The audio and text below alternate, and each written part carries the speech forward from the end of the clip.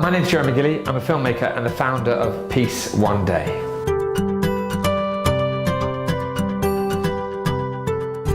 The drive behind starting PeaceOneDay, well, I've been an actor since the age of 12, and I started making my own films because I was kind of concerned about the kind of content of the work that I was doing as an actor.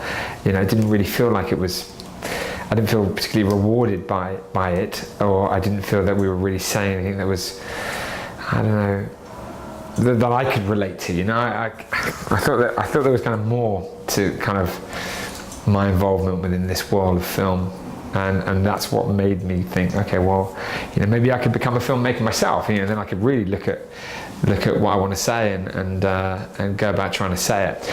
And then about 4 years later, I was 28, I decided that I wanted to make a film about peace, because I was really concerned about what was going on in the world. I was concerned about what's going on in the home. I was concerned about what's going on at school, in our communities and between countries, and trying to make sense of the violence.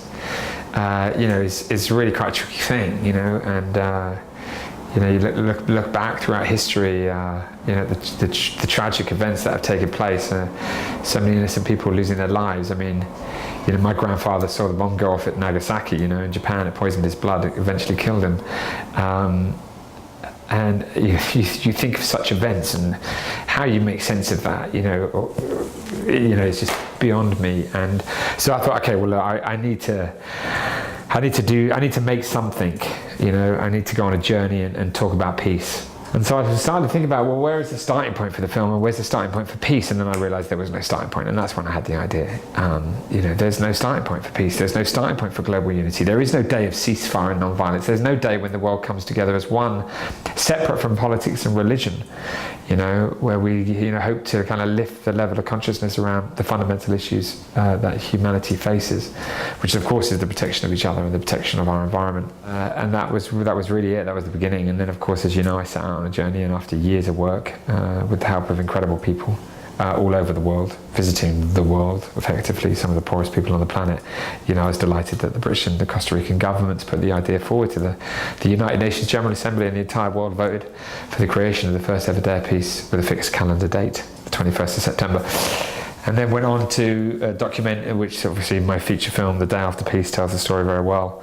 What happened in Afghanistan, because of course once a day had been created, I could hear the cynics saying, yeah, it's just a day of peace, but it's meaningless, nobody will ever stop.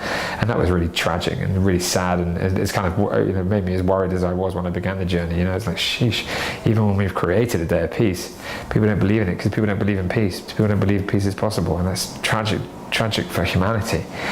If you don't believe in it, then how are we really going to get it? We need to believe in it. And so that's why I wanted to prove that it could work, and in the most complex place of the world, Afghanistan. And of course it did work, and everyone did stop fighting, including the Taliban.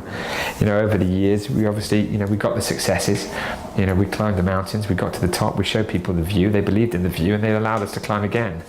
And but that's how it started. It started like that. It was very beautiful, it was very innocent, and it was special because money wasn't a part of it.